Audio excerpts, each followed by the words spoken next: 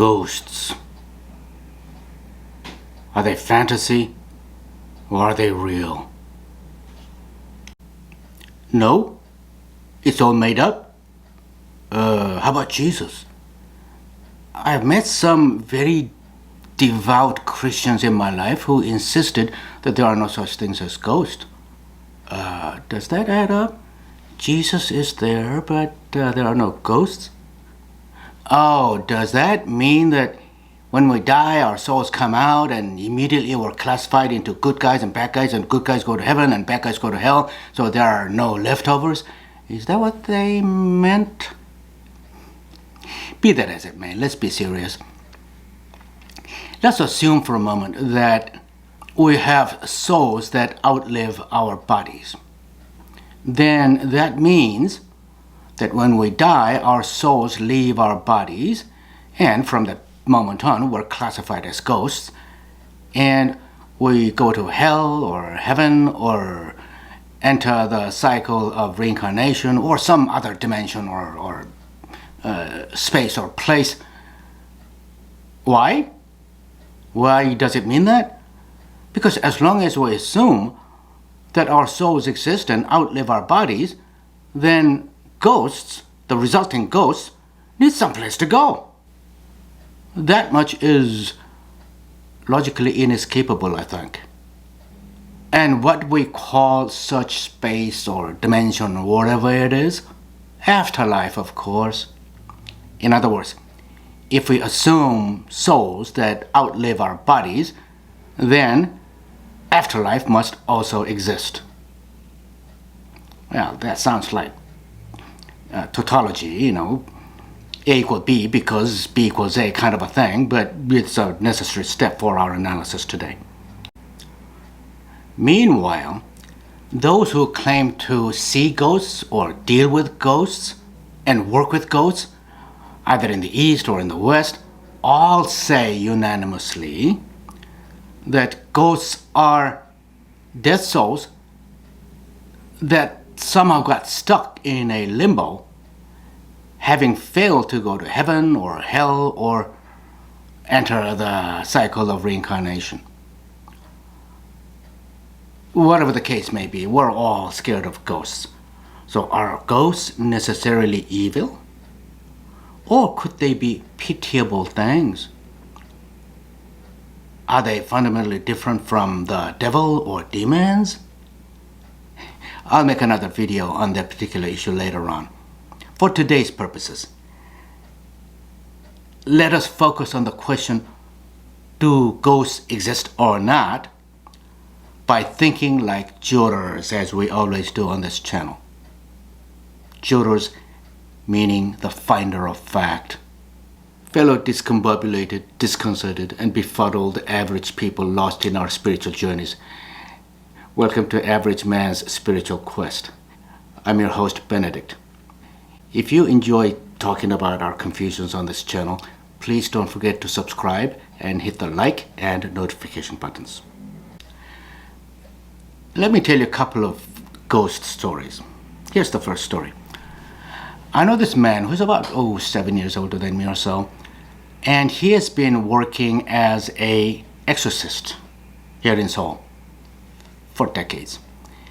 And growing up, he was a brilliant young man, and he went to the top of the line junior high school and high school, which is sort of equivalent to Eton of England, and he went to the top university here in Seoul, Korea, and as such, he started his career at one of these largest corporations in Korea. So the first company that he went to work for, he was regarded as the next superstar and all that, because he was a brilliant man and very, very efficient and effective in what he did. Now, around that time, he began to notice these weird abilities that were welling in him. And one day, he saw something. And in that imagery, he saw his co-worker right next to his desk, Mr. Lee, getting killed in a car accident. the next day around 10 a.m. So he was frightened, and after work, when he and a bunch of his colleagues went drinking, Korean office workers drink like fish. They work like 16 hours a day, and at the end of the day, instead of going home, they all go to a drinking joint and they get drunk and release their stress and whatnot, and then go home. It was one of those places. And he told Lee that, "Hey Lee, what? Tomorrow morning around 10 a.m.-ish, I want you to stay in the office. Don't go anywhere." And Lee said, "Why?" And he said, "Well, just do as I say." "Why?" They said, "Well, I have this terrible feeling that you're gonna have a terrible car accident." And of course, everybody laughed at him. "What do you think you are? Are you a fortune teller or whatnot?" And they just laughed it off. But next day, around 10 a.m., a president of a subsidiary company visited the company and wanted to see Mr. Lee. So he went out of the office and crossed the street and went to a tea house called Tabang in the olden times of Seoul. And he conducted his business, talked to him, whatnot, and was coming back and was trying to cross the street, and he was hit by a car and died. When that happened, of course, everybody said, "Oh, that's a terrible thing to have happened to Lee," and so on and so forth. But soon after that, everybody was coming to our exorcist, asking, okay, yeah, well, you have special gift, right? So what's going to happen to me? Why did you tell me that? Yeah. Everybody was just giggling and asking him questions and whatnot. But this state of affairs reached the upper management, and the upper management didn't like it one bit. So he began to be ostracized. In the end, he decided to go work for some other company. So he went to Company B, a very large Korean corporation as well. Now, this corporation had a yearly function where it invited all the distributorship presidents and wine them and dine them and have them stay in this hotel in a hot spring.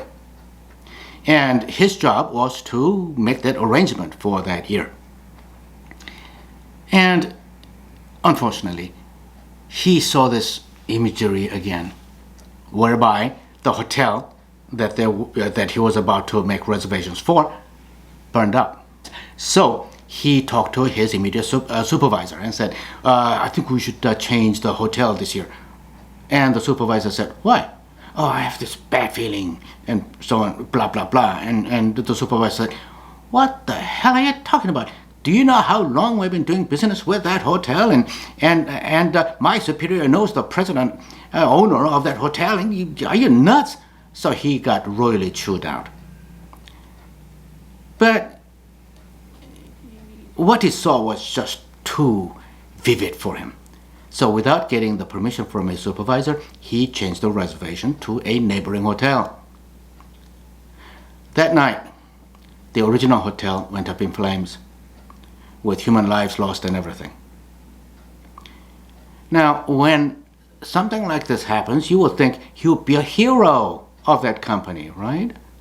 But no, the upper management didn't like it one bit. They didn't want a strange fortune teller working among themselves. So he was ostracized again. He was pushed into a corner office down in the basement and given nothing to do. It's an indication, it's a suggestion that you should leave the company, in Korean style. So in the end, he left the company and went to Japan and got himself into a Buddhist temple. And the head priest of that temple sort of realized what was happening to this young man, because that head priest had his own supernatural abilities. After studying 4 years at that Buddhist monastery, he learned what explained the supernatural abilities that were beginning to form in himself, what God or what spirit was responsible for it, and so on and so forth. Now, he didn't want to come back to Seoul and try to make a living as a fortune teller. because he was an elite among elites. It was beneath him. So he decided to become an exorcist. And that's what he's been doing ever since. I think he's still doing that now. All right, here's ghost story number 2. There was a small bar in Seoul that I used to frequent. And the owner of that bar was a lady, several years senior to me. And because I frequented that bar a lot, we became friends. And one day he said, Mr. Yim, I don't know, I saw a ghost here yesterday again. I said, what? Did you say ghost? Yes, and this is the 5th time I've seen him. Maybe I shouldn't worry too much, but it still bothers me. I said, what do you mean you've seen a ghost 5 times? When? It always happens when I come down the basement to open the store. And of course, when she does that, there's nobody around. And she comes into her bar, and it's kind of dark. And before she turns on the light, she sees the ghost. And I said, well, tell me about it. Was he trying to attack you? Or was he looking straight into your eyes and going, something like that? No. Was it a man or a woman? It's a man, about, maybe mid-30s. And he has this sad look on his face. He's not looking at me. And, I sometimes see him at that corner. I sometimes see him at that corner by the bathroom. And I see him, he just stands there like this. The first time I saw him, I was terrified and I was shivering and I had to go to the hospital and I was thinking of selling this place and all that kind of stuff. But, by the 3rd or 4th time, I began to feel that he doesn't mean any harm to me, or even whether he was aware that I was there. So, in a sense, I'm living with him in the bar. You might be wondering why in the world I'm all of a sudden talking about ghosts in this channel that deals with spiritual quest. Well, there's a very, very good reason. The reason is this. The question of whether ghosts exist or not is perhaps a starting point of any spiritual journey. Let me explain.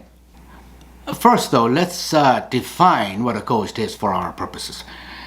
Something like this. A ghost is a soul that came out of a dead person, which is seen by living people with supernatural abilities. Well, I think that's a pretty decent definition, okay? Now, if you think such ghosts do not exist, then it necessarily means that afterlife does not exist either, right? If so, it becomes totally meaningless to search for God or to fast and meditate toward enlightenment, doesn't it? That's why we need to visit this issue of whether ghosts exist or not.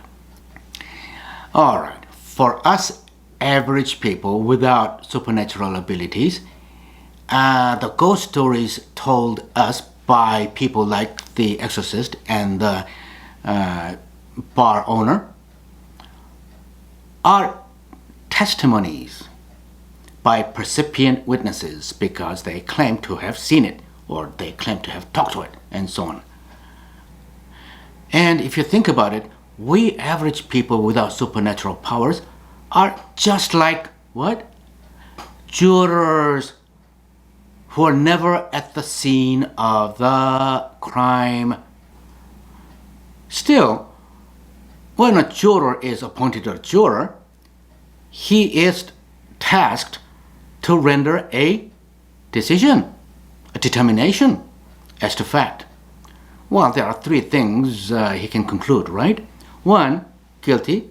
2, not guilty. Or 3, don't know for lack of evidence. Now, in reaching such conclusions, there are certain principles that the juror needs to take into consideration carefully in evaluating the evidence presented to them in our case, in the form of testimony by people who claim to have seen or talked to ghosts. And it goes without saying that we don't have any hard physical evidence of a ghost. Okay? So here are the 5 principles that we need to keep in mind. Number 1, is it an opinion or statement of fact? Well, if it's an opinion, like, oh, in my opinion, I think I've seen a ghost, yeah, that's useless for us. So that's that. Number 2, do we have sufficient foundation to even consider that testimony? For instance, if you want to offer the defendant's TikTok post into evidence, you would first have to establish that no one else could have tampered with it by explaining the hows and wheres and chain of custody, wouldn't you? Well, here, the exorcist and the madame were at the place where they claimed to have seen the ghost, so we don't seem to have that problem. Well, even if you, the jurors, or the judge don't believe in ghosts, well, that is irrelevant to this analysis. Number 3, is it relevant? Let's say in our trial, former President Barack Obama came in and delivered a beautiful speech about the values of democracy. Oh, that's wonderful and totally believable. But is it relevant to our murder case? Of course not. That's what I'm talking about. Number 4, what is the probative value of the testimony offered? What is the weight of that evidence? Yeah, that's kind of an obvious thing. What kind of impact does it have on our determination of fact? Okay? And 5, the reliability of the evidence. Like, is the person hallucinating? As you know, our brains are weird piece of organs that can concoct many crazy things, very, very vivid images and whatnot, and the brain is producing them. That far we know. That far has been proven. So, is a person hallucinating when he thought he saw or talked with ghosts? Or is a person simply lying? Is he a fraud? Okay. Or is it biased? Let's say a very, very misogynistic YouTuber comes into our courtroom as witness B and testifies that, the defendant is a sugar baby who was bent on killing the deceased and get all his money for herself. Well, are we going to believe that? Difficult, because of the bias problem. So applying these elements to the stories told me by the exorcist and the bar owner, well, first of all, they were not talking about their opinions. They were saying that they've seen it, they talked to it, and so on. So it was not an opinion. And was there sufficient foundation for us to even hear that testimony? Yeah, because the exorcist talks to possessed people every day, and he claims that he talks with ghosts and whatnot. So it's a direct experience as far as he's concerned. And same with the bar owner. I mean, she is the one who personally experienced it. Okay, so, Number 3, is it relevant? Of course it's relevant, since the question is whether ghosts exist or not. So that's easy. And what is the probative value? What is the weight of the evidence offered? Well, it's pretty good. I mean, scary stories. That leaves us the ultimate question. Are we going to believe them or not? That's the ultimate question, isn't it? As for me, I've never seen anything in those two people that would indicate to me that they could be lying to me, or they are crazy people, or biased. As to whether they are seeing hallucinations, well, the bar owner lady, maybe she has very weak heart, and who knows? maybe realm of possibility. But as to the exorcist, now he's engaged in a very, very important work of helping people that are possessed. He helps the possessed person by getting the spirit out of that person, according to him. And he also helps that ghost by helping it to go to wherever it is that they deserve to go. So he is saving two people. One, the possessed person with physical body now. The other, the ghost itself. And in that sense, he's providing a very, very valuable service to two very poor souls. One alive, one dead. And he has been doing that every day for the last 3 or 4 decades. And to think that he is seeing hallucinations every time he does that, that appears to be outside the realm of possibility. At least for me. Yeah, I know what intransigent and inveterate scientists would say. Since we don't have any scientific data proving that ghosts exist, ghosts do not exist. Stated differently, anybody who claims to have seen or talked to ghosts are all liars or crazy or seeing hallucinations and whatnot. But for me, there is a fundamental weakness, fundamental flaw in that scientific reasoning.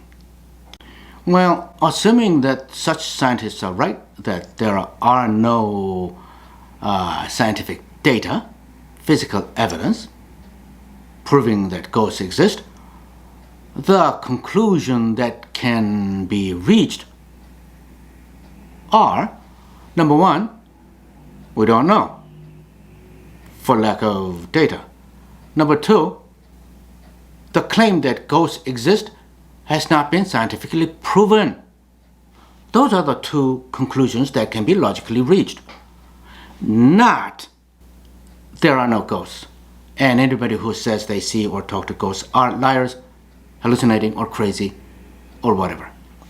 Because such scientists have not offered as evidence to show that those who claim to have seen or talked to ghosts are liars, or what they saw were hallucinations.